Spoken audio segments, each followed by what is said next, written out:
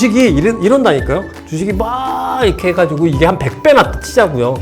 근데 다 이때 사기래. 근데 여기서 사. 여기서 미래를 바꾼다고 한다니까요. 제가 이때 엔비디아를 사면서 저는 뭐라고 얘기했냐면, 야, 이씨, GPU 만드는 회사가, 이씨, 진짜, 이씨. 아이고, 내가 좀 사줄게.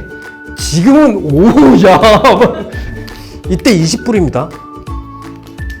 지금 1000불이에요.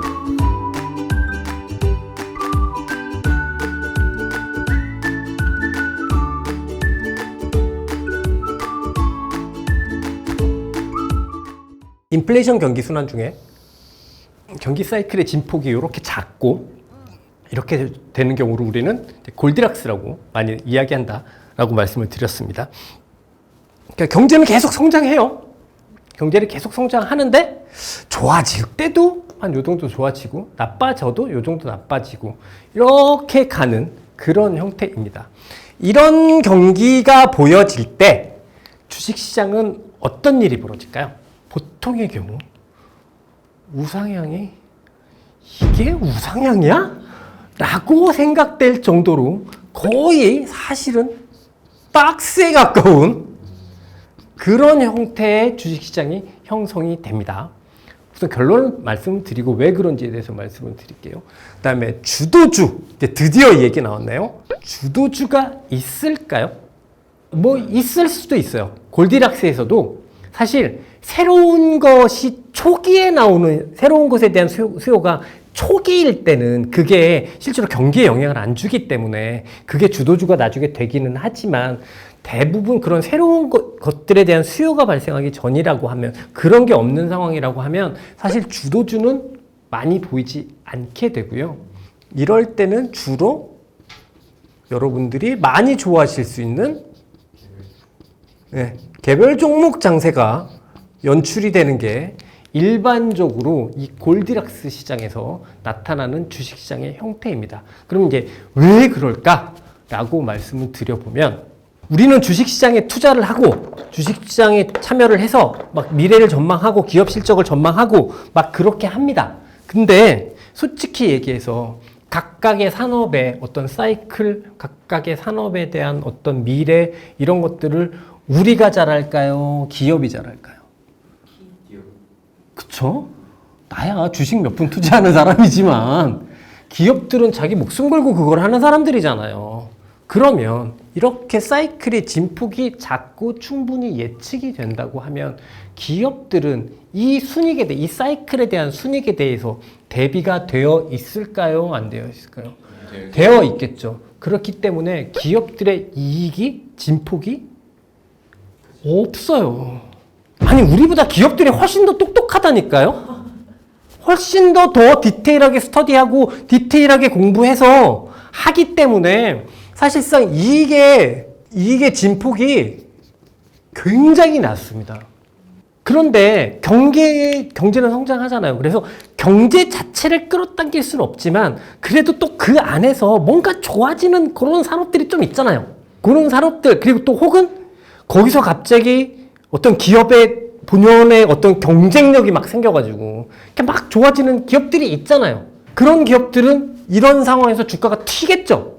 그래서 보통 개별 종목 장세가 형성이 되는 거죠. 그런 기업들, 그러니까 그런 산업에 있는 기업들, 그런 경쟁력을 갑자기 막 가지게 된 그런 기업들이 막 발생하기 때문에 그렇기 때문에 사실 개별 종목 장세 시장은 야 이게 오르냐 마냐 거의 구분하기 어려울 정도로 막 이렇게 진행이 되지만 그런 상황에서도 개별 종목들은 위로 이렇게 팡팡팡 튈 수 있다. 그렇기 때문에 시장 전체로는 주도주는 없고 이런 개별 종목들이 발생하는 그런 시장일 거다.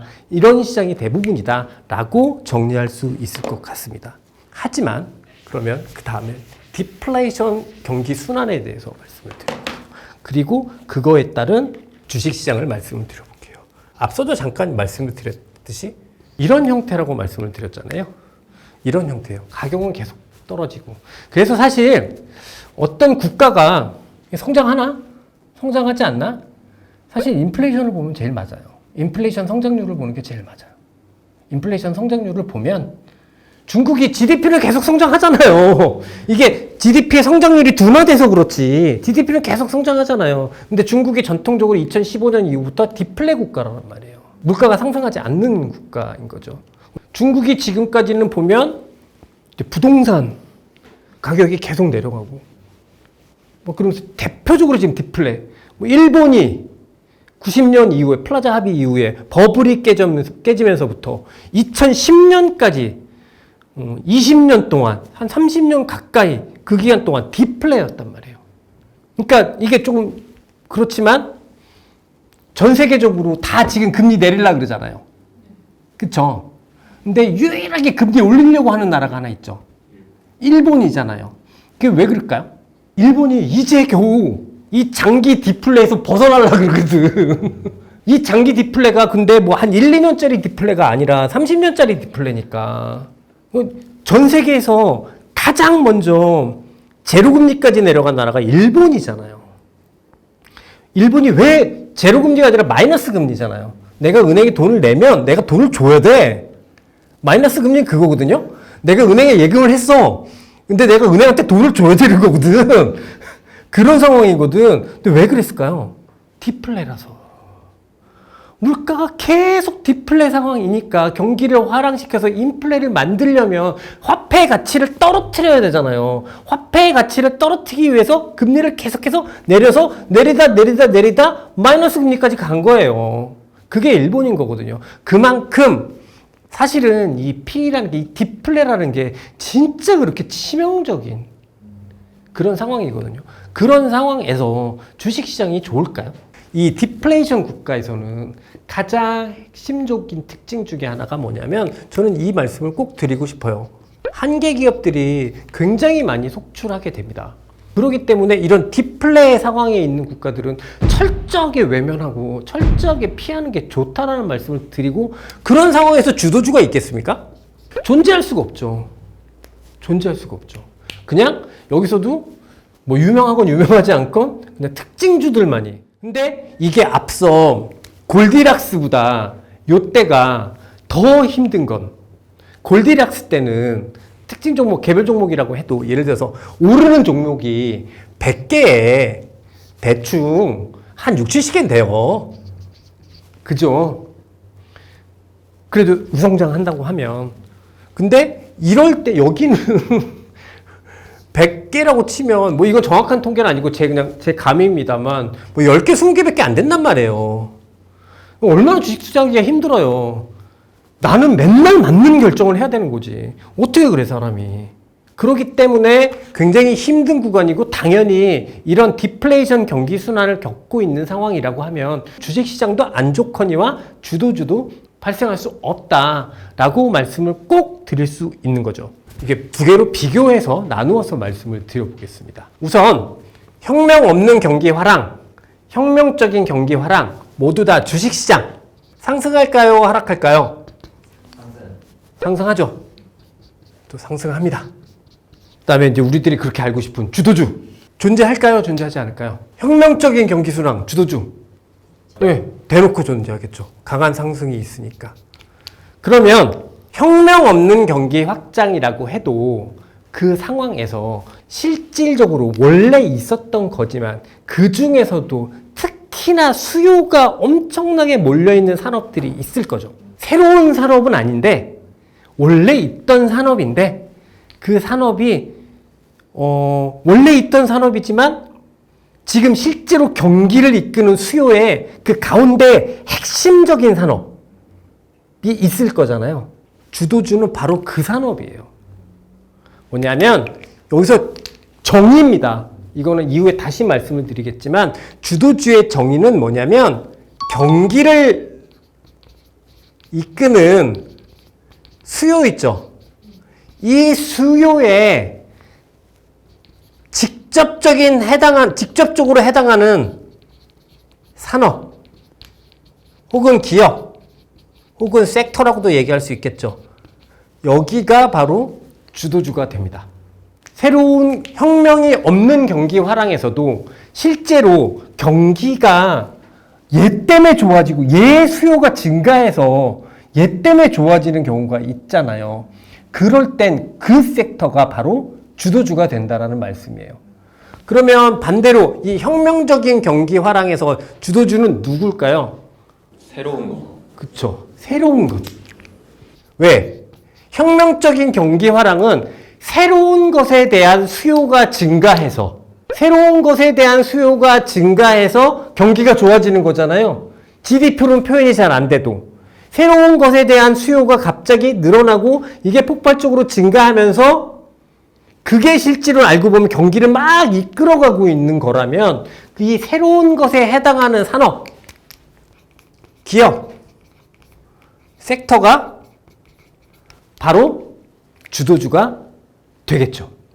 예를 들면 혁명 없는 경기 화랑. 앞서 제가 이전 시간에 이웃국이 갑자기 경기가 확 좋아져가지고 좋아지는 경우. 근데 우리나라는 사실 그 수혜를 그대로 중국 때문에 받았다라고 말씀을 드렸잖아요. 그래서 우리나라는 사실 2004년부터 2012년까지는 모든 게 다 중국의 수요 사이클에 의해서 주도주가 형성이 돼요. 근데 요거는 이후에 자세하게 말씀을 드리겠지만 크게 얘기를 하면 똑같아요. 이 개발도상국, 이머징 국가가 잘 살게 되는 건 처음에 나라가 돈을 질러요. 대규모의 인프라를 투자하죠. 인프라를 투자하면 시멘트, 철광석 이런 게 막 필요할 거잖아요. 근데 그게 또 해외에서도 막 수입을 해야 되잖아요. 그래서 우리나라에서 주도주가 뭐였냐면 현대조선, 포스코. 그 사람들이 막 고용이 됐어. 그럼 집도 사고 뭐도 살 거잖아요. 근데 막 내 소득이 늘어났으니까. 그 많은 중국 인구가. 그러면 중국이 막 그렇게 사람이 늘어나니까, 그래서 막 소비를 하니까, 그럼 내가 돈이 막 생겼어요. 그럼 뭐부터 사요? 집부터 사죠. 그리고 차 사죠. 그리고 가전제품 이런 거 사죠. 그때 우리나라 주도주가 뭔지 아세요? 차화죠. 자동차. 가전제품 많이 사면 그 겉에 이거 다 플라스틱이잖아. 그 뭐 어렵게 얘기하지 맙시다. 그 플라스틱이잖아요. 화학. 그 다음에 정유 제품, 석유화학 제품들의 소비가 커지니까 LG전자 그런 것들이 주도주였어요. 근데 이런 거는 사면 금방 안 바꾸잖아요. 집도 사면 금방 안 바꾸고. 그죠? 난 행복한 삶을 살아. 그럼 그 다음엔 뭐죠? 사치성 소비를 하기 시작하죠. 여행. 그 다음에 화장품. 이런 것들을 중국 사람들이 또 많이 쓰게 되죠. 그래서 그 사이클의 가장 마지막 단이 뭐였냐면은 우리나라는 아모레퍼시픽, 그다음에 호텔신라 이런 기업들이었어요. 그러면 주식시장의 상승의 사이클의 기간을 한번 생각을 해보겠습니다. 기간은 혁명 없는 경기 화랑, 이 기간이 길까요? 짧을까요? 상대적으로 얘하고 비교하는 겁니다. 상대적으로 짧아요. 이유에 대해서 설명을 드리겠습니다. 뭐냐면 이건 다 있는 산업이죠. 대부분의 산업들이 성숙되어 있죠. 그러니까 수요가 확 늘잖아요. 그럼 기업들의 대응이 빨라지죠. 기업들의 대응이 빨라져요. 그래서 기본적으로 산업이 폭발적으로 이렇게 폭발적으로 증가한다고 하더라도 여기에 대한 기업 대응이 빨라져요. 빨라지는 건 뭐냐면 경쟁이 심해진다는 얘기거든요. 경쟁이 심해지기 때문에 주식시장이 길기가 힘들어요. 기업들의 대응이 빨라지니까 경쟁이 심해져요. 그죠? 얘도 늘리는데 이걸 늘리는 속도가 너무 빨라. 수요, 아까 얘기했죠. 수요가 증가할 때다. 수요가 막 증가를 했어요. 근데 뭐냐면 성숙산업이잖아요. 공급도 빠르게 증가한다니까요. 공급도 빠르게 증가를 해요. 그렇기 때문에 이 사이클 자체가 조금 짧아요. 조금 짧게 되고, 그 다음에 강도는 얘가 강할까요? 얘가 강할까요? 강도도 얘가 약해요. 앞서 말씀드린 대로 대부분의 산업들이 성숙 산업이기 때문에 기업들의 대처가 심해지고 어떤 제품에 대한 수요가 확 늘어난다고 하면 기업들도 공급을 확 늘릴 수가 있기 때문에 근데 주식시장은 안단 말이죠. 그걸 안단 말이지. 그렇기 때문에 기업들은 알고 주식시장도 그걸 알기 때문에 상대적으로 좋은 장이고, 왜? 우리는 이거로 지수가 1000에서 2000이 갔는데 지수가 더블 났다니까요. 굉장히 좋은 장이에요. 근데 굉장히 좋은 장임에도 불구하고 기본적으로 상승 사이클 자체는 좀 짧고 완만한 특징이 있다. 그럼 반대로 혁명적인, 우리는 모두 다 여기에 있어. 보면 지금 뭐 AI다 뭐다 이런 이야기들이 너무 많다 보니까, 그렇다 보니까 지금 여기 있는 것 같은데, 기본적으로 혁명적인 경기 화랑은 주식시장 상승 사이클이 길어요. 왜 길까요? 어떤 새로운 게 생기잖아요. 새로운 게 생기면 그게 나의 삶에까지 오는데 오래 걸리잖아. 나의 삶에까지 이렇게 다 오는데 이런 기존에 있던 산업보단 훨씬 오래 걸리잖아요. 그리고 지금은 왜 오래 걸릴 수밖에 없냐면, 특히나 참여하는 기업도 작아, 숫자가. 그래서 사실은 사이클이 시작이 됐는데 몰라요. 알 수가 없어. 제가 오늘부터 주도주에 대해서 이야기를 드리고 강의를 하는데, 맨 마지막 챕터가 뭐냐면 미래의 주도주이거든요. 근데 그 슬라이드에 저는 딱 한 줄만 썼어요. 모른다. 알 수가 없다. 그걸 아는 건 사기다. 그걸 안다고 얘기하는 건 사기. 우리가 주식 투자하는 사람이 막 유리구슬을 굴려갖고 미래를 바라보는 그런 사람이 아니잖아요. 그렇게 생각해보면 어떤 새로운 것이 실질적으로 서서히 발전해서 이게 확장해서 내 삶에까지 오는데, 기존에 있던 것들이 좋아지는 거하고 이 속도 차이가 엄청 크죠. 그래서 기본적으로 굉장히 길어요. 보통의 경우 새로운 것들이 나타나는 경우는 이렇게 길게 형성이 된다. 그리고 상승 탄력도 매우 강하다. 왜? 너무 미래를 많이 땡겨와. 테슬라를 우리나라에서 투자하시는 분들도 보통 보면 한 40년 정도는 땡겨서 오시는 것 같은데요. 그렇잖아요. 그분들의 머릿속에는 다 자동차가 이제 자율주행을 세상이 하고 있어. 그게 안 된다라는 말씀이 아니라 거기까지 프라이징 해서 가시는 거잖아요. 그렇기 때문에 되게 미래 것들까지 많이 땡겨오는 새로운 것들, 특히나 새로운 것들의 그런 경향이 있어요. 그렇기 때문에 굉장히 강해요. 근데 강하기 때문에 어떤 현상이 있냐면 이게 형성이 되죠. 왜 대부분의 경우가 여기 실제로 수익을 많이 낼 때, 주가 진짜 셀 땐 돈을 못 벌거든. 그리고 이게 뭐 하는 데인지 잘 몰라, 사람들도. 대부분 그렇단 말이에요. 새로운 거에 대한 수요들은. 그리고 저는 이런 것도 결코 알 수 없다고 생각을 해요. 저는 이거를 제 경험에서 몇 번 경험한 적이 있거든요. 자, 이것도 이제 좀 환기하는 차원에서 어떤 회사에 신제품이 나왔는데요.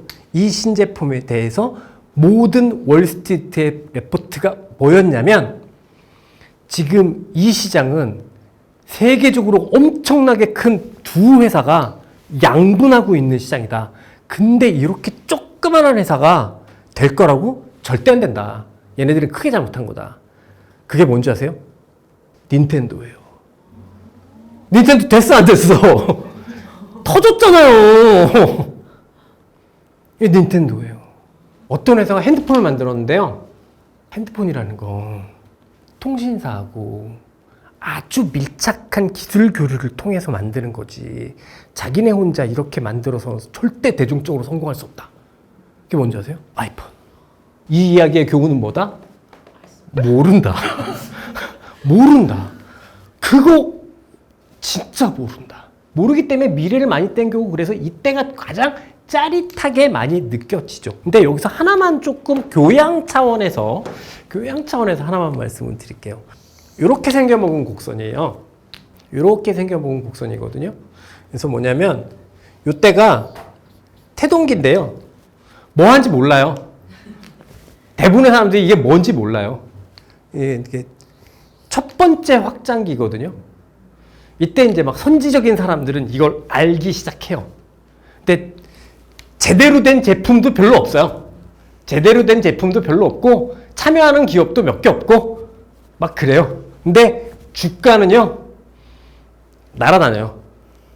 그리고 여기가 뭐냐면 심각한 구조조정 기간이에요. 그리고 나서 구조조정을 한 다음에 구조조정이 끝나잖아요. 그리고 나서는 이제 여기서부터는 뭐죠? 더 이상 성장이 아니라 성숙 산업이 되는 거예요. 이제 지들끼리, 그러니까 몇 명의 지들끼리 이렇게 안정된 산업을 유지하게 되는 거죠. 이게 하이프 곡선이라고 해서 이거 찾아보시면 막 이런 거에 이제 내가 투자하고 있는 산업이 지금 포지션이 어디지? 이거 한번 찍어보는 것도 굉장히 투자에 유용합니다. 그렇기 때문에 보통 이걸 제가 이제 이 혁명적인 경기 화랑에서는 보통의 경우가 이 사이클을 이야기해요. 그래서 이 사이클을 이야기하기 때문에 돈을 잘 못 뽑는단 말이에요, 회사들이. 실제로 돈을 버는 게 없어. 그래서 그렇기 때문에 반대로 얘기하면 버블이 형성이 되기도 하죠. 그래서 실제로 이런 과정을 거치면서 정말 돈을 버는 회사가 있거나 아니면 사기야! 이건 사기였어! 그런 것도 있어요.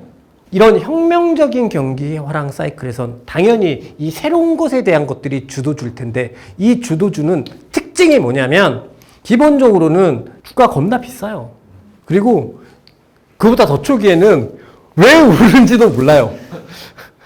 얘가 왜 오르는지도 몰라. 미칠 것 같아. 그래서 주식이 이런다니까요. 주식이 막 이렇게 해가지고 이게 한 100배 났다 치자고요. 근데 다 이때 사기래. 그래서 여기서 사. 여기서는 막. 여기서는 미래를 바꾼대. 여기서는 사기라고 얘기해놓고서는 여기서는 미래를 바꾼다고 한다니까요. 제가 이때 엔비디아를 사면서 저는 뭐라고 얘기했냐면 야, GPU 만드는 회사가 진짜 아이고 내가 좀 사줄게. 지금은 오야 이때 20불입니다. 지금 1000불이에요. 항상 이런 혁명적인 경기 사이클에서 주도주는 이런 형태를 띠기도 하고요. 그다음에 버블을 가지고 있고 대신에 그 사이클 자체가 굉장히 길다라는 게 특징이다.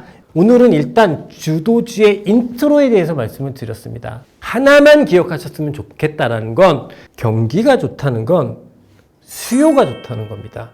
그리고 주도주는 이 경기를 좋게 만드는 수요가 집중되는 산업, 업종, 섹터 거기에서 발생한다.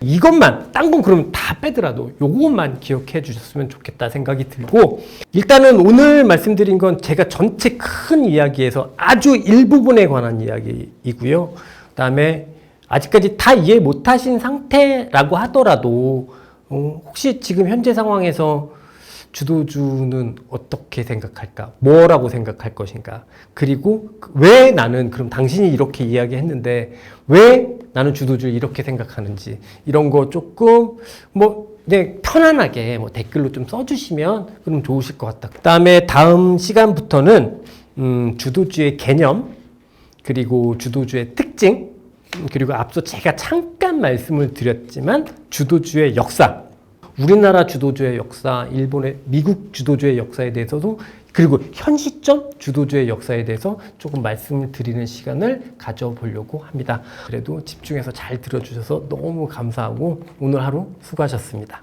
감사합니다.